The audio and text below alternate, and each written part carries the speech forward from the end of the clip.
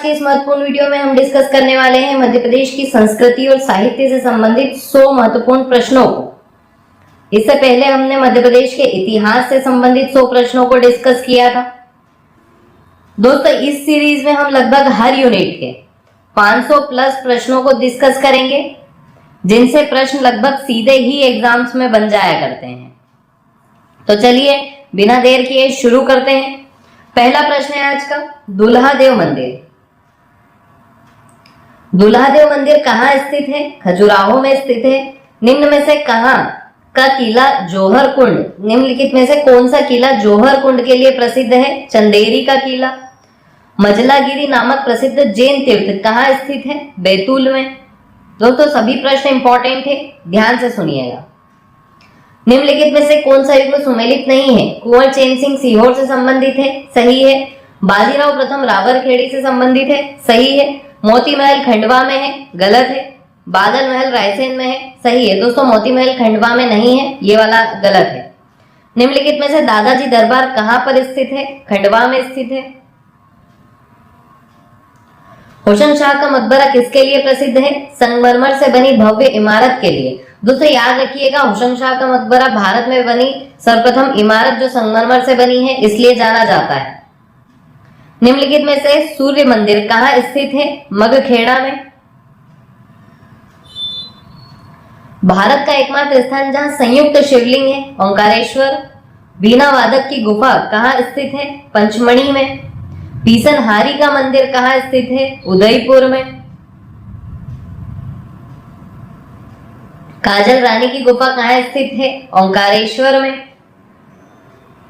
Irene सरोवर कहाँ स्थित है? पंचमढ़ी में।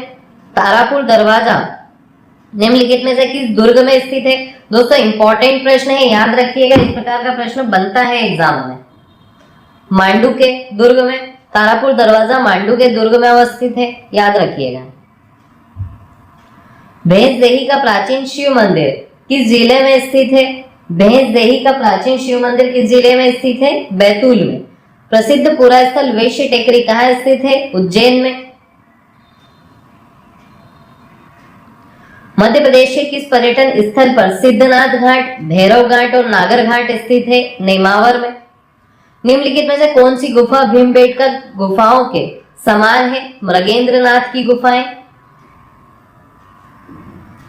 विश्व प्रसिद्ध कंकाली देवी का मंदिर किस जिले में स्थित है? दोस्तों, इंपॉर्टेंट प्रश्न है, स्टार लगा लीजिएगा इस पर। जबलपुर में। कंकाली देवी का मंदिर जबलपुर में स्थित है। मध्य प्रदेश की कौन सी गुफा बुद्ध चरित्र के प्राण कहा जाता है? बाघ की गुफाओं को। निम्नलिखित में से किस गुफा को रंग महल कहा जाता है? बाघ की गुफा को। दोस्तों, बाघ की गुफाएं धार में अवस्थित है, ये बौद्ध धर्म से संबंधित है, याद रखिएगा। निर्जा पर्व का आयोजन मध्य प्रदेश के किस क्षेत्र में किया जाता है? मालवा में। गोंड जनजाति नारायण देव के सम्मान में कौन सा पर्व मनाती है? लारूकाज पर्व। इस दिन सुअर पूजा, याद रखिएगा दोस्तों, ये पूछा जाता है प्रश्न कि गोंड जनजाति सुअर पूजा के लिए कौन सा पर्व आयोजित करती है? लारूकाज पर्व। बहुत इंपॉर्टेंट है, याद रखिएगा। निम्नलिखित में से कौन सुमेलित नहीं है? राई नृत्य बुंदेलखंड का है, सही है। गणगौर नृत्य निमाड़ का है, सही है। अखाड़ा नृत्य बघेलखंड का है, दोस्तों ये गलत है। कांगड़ा नृत्य बुंदेलखंड का है, सही है। अखाड़ा नृत्य बघेलखंड का नहीं है, ये वाला गलत ऑप्शन है।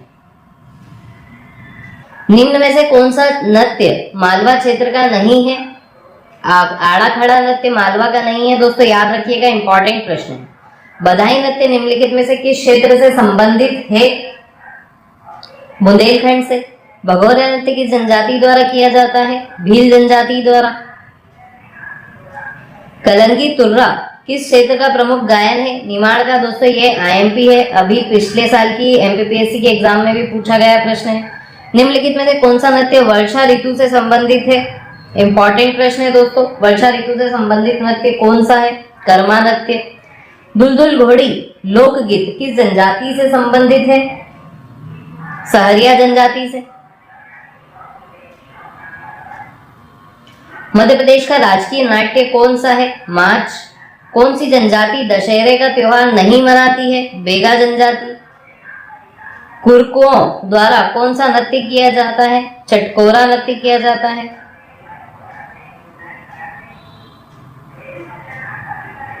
बुंदेलखंड का लोक नाट्य कौन सा है दोस्तों? इंपॉर्टेंट है। सभी जिलों के लोक नाट्य, लोक गायन, लोक चित्रकला और लोक साहित्यकार आपको पता होना चाहिए, इनसे संबंधित प्रश्न बनते हैं। बुंदेलखंड का लोक नाट्य कौन सा है? स्वांग। सेला नृत्य किस जनजाति से संबंधित नहीं है? भील जनजाति से। बाकी बेगा, गोंड और प्रधान जनजाति सेला नृत्य करती है। निम्नलिखित में से कौन सा नृत्य बघेलखंड का नहीं है? कानड़ा नृत्य। मनसुखा लोकनाट्य किस क्षेत्र से संबंधित है? बघेलखंड। संजा गीत किस क्षेत्र में प्रचलित है? मालवा में। नागपंथी गायन किस क्षेत्र से संबंधित है? निमाड़ से। ढोला मारू गायन किस क्षेत्र में नहीं गाया जाता है? बघेलखंड में। छेरता नृत्य कौन सी जनजाति से संबंधित है? मुड़िया जनजाति से। टंटैया भील का जन्म किस जिले में हुआ था? खंडवा में।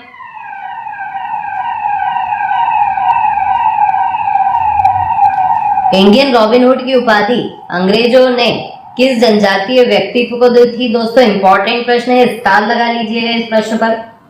टंटैया भील को। बैतूल जिले के घोड़ा डोंगरी में नमक आंदोलन का नेतृत्व किसने किया था? बंजारी सिंह कोरकू ने।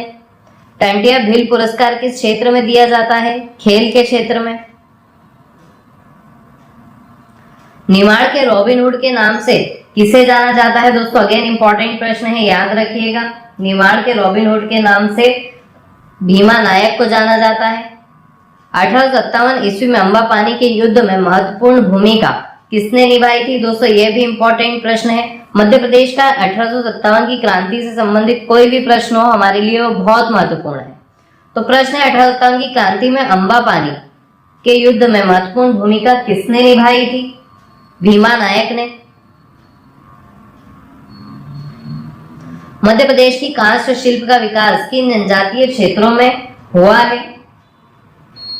भील और कोरकू वाले क्षेत्र में। कंगी शिल्प के विकसित करने का श्रेय किस जनजाति को प्राप्त है? बंजारा जनजाति को। खराद शिल्प का विकास मध्य प्रदेश के किस क्षेत्र में हुआ है? मुरैना, श्योपुर और ग्वालियर वाले क्षेत्र में। इस क्षेत्र में सहरिया जनजाति निवास करती है, दोस्तों याद रखिएगा।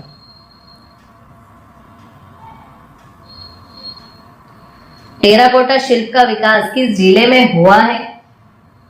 मंडला में।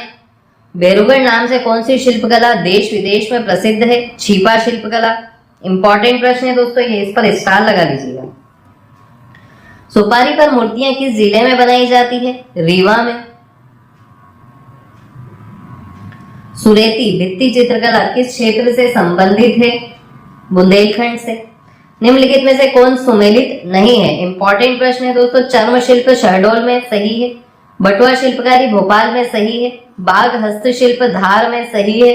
कढ़ाई बुनाई रायसेन में नहीं होती है, दोस्तों ये वाला गलत ऑप्शन है।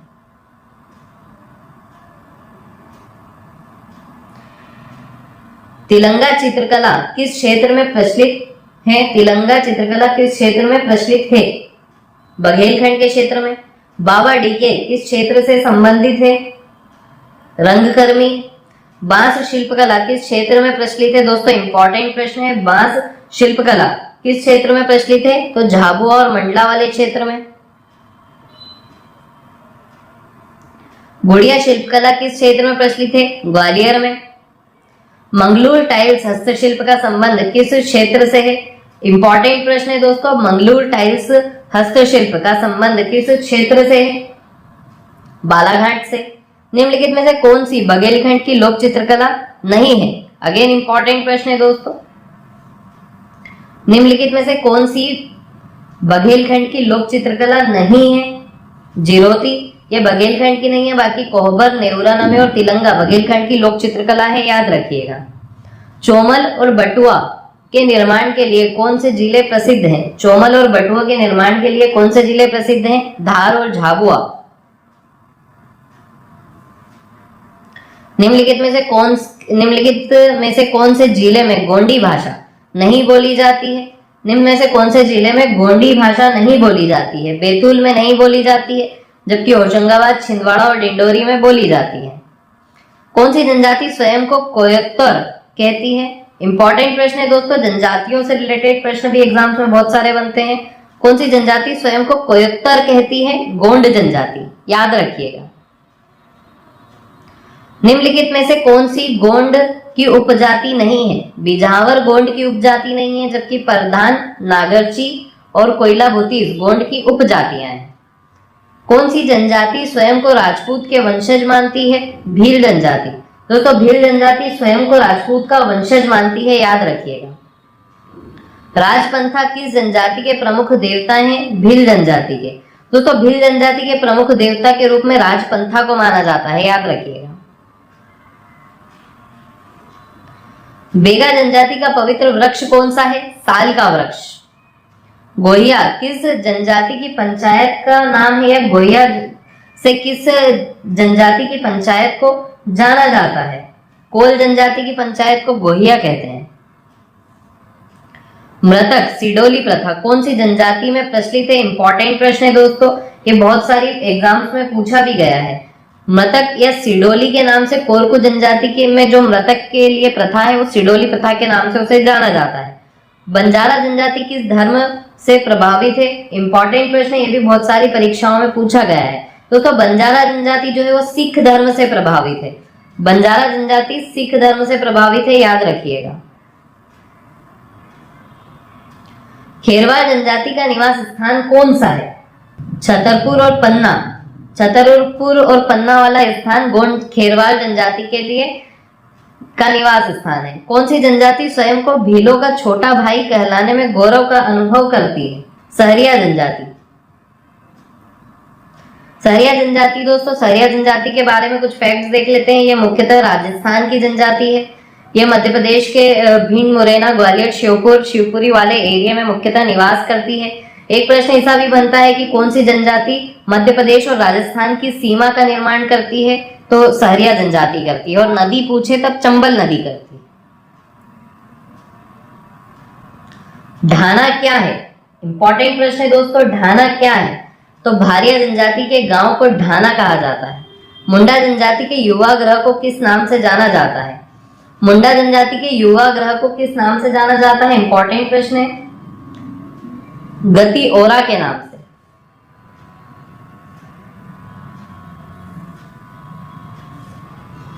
मध्य प्रदेश में मान्य अनुसूचित जनजातियों की संख्या कितनी है? 47 है। मध्य प्रदेश का जनजातीय शोध एवं विकास संस्थान कहाँ स्थित है? भोपाल में। इंदिरा गांधी आदिवासी विश्वविद्यालय कहाँ स्थित है? अमरकंटक में। कौन सी जनजाति अपना संबंध शबरी से बताती है? इंपॉर्टेंट प्रश्न है दोस्तों, कौन सी जनजाति अपना संबंध शबरी से बताती है? कोल जनजाति। निम्नलिखित में से किस राज्य में बघेली भाषा नहीं बोली जाती है? बघेली भाषा किस राज्य में नहीं बोली जाती है? इंपॉर्टेंट प्रश्न है दोस्तों, पन्ना जिले में बघेली भाषा नहीं बोली जाती है।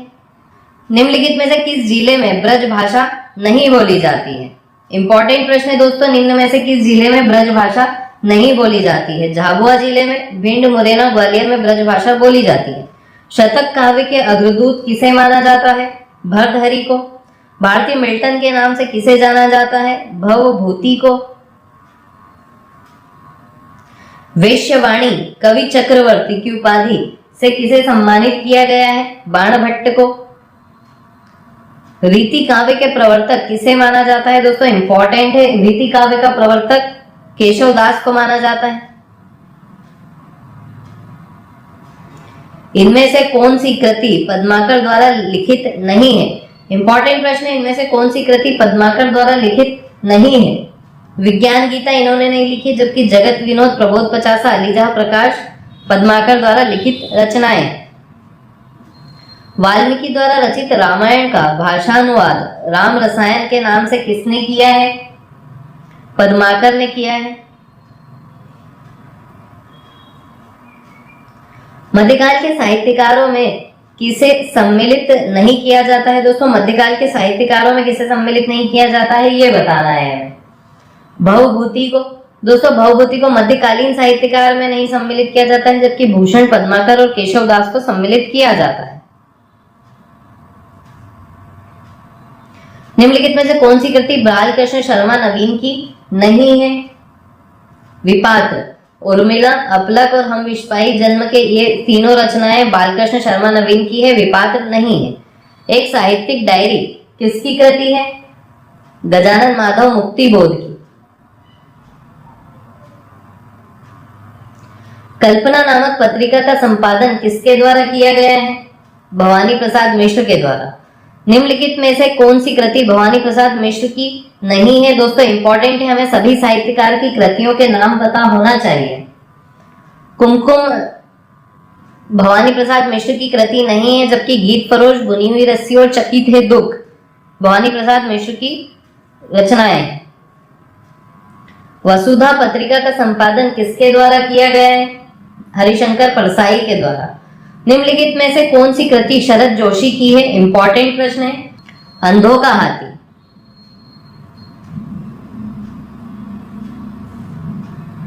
डॉक्टर बशीर बद्र का जन्म मध्य प्रदेश के किस क्षेत्र में हुआ था? भोपाल में। निम्नलिखित में से कौन सा सुमेलित नहीं है? इंपॉर्टेंट प्रश्न है दोस्तों, इस प्रकार के प्रश्न में हम गलतियां करते हैं। लाठियों और भैंस मुल्ला रमूजी की है, सही है। हिंदी तुम्हारे लिए वसीर बद्र की सही है। आंखों की दहलीज अशोक वाजपेयी, ये गलत है। साए में धूप और दुष्यंत कुमार की ये वाली रचना सही है। गलत आंसर इस आंखों की दहलीज अशोक वाजपेयी की नहीं है, ये किसी और की रचना है। संस्कृत की पहली रचना कौन सी है जिसका अंग्रेजी में अनुवाद किया गया है? दोस्तों इंपॉर्टेंट प्रश्न है, इस प्रकार के फैक्चुअल प्रश्न प्री में बहुत सारे बनते हैं। तो संस्कृत की पहली रचना जिसका अंग्रेजी में अनुवाद किया गया है अभिज्ञान शकुंतलम, ये कालिदास की रचना है, याद रखिएगा। कौन सी बाणभट्ट की रचना नहीं है? मालती माधव बाणभट्ट की रचना नहीं है, जबकि हर्षचरित, कादंबरी और चंडी शतक ये तीनों रचनाएं बाणभट्ट की है। मिट्टी की बारात किसकी रचना है? शिव मंगल सिंह सुमन की है। कौन सा साहित्यकार अकबर के समकालीन था? इंपॉर्टेंट प्रश्न है दोस्तों, ये बहुत बार एग्जाम्स में पूछा गया है। कौन सा साहित्यकार अकबर के समकालीन था? घाघ, इनका नाम वास्तविक नाम इन्हें घाघ दुबे भी कहा जाता है। ओके दोस्तों, इसी के साथ हमारे आज के 100 प्रश्न समाप्त होते हैं। अगर आपको ये वीडियो पसंद आता है तो प्लीज चैनल को सब्सक्राइब कीजिए, वीडियो को लाइक कीजिए एंड शेयर कीजिए। मिलते हैं ऐसे अगले महत्वपूर्ण वीडियोस के साथ। Thanks for watching.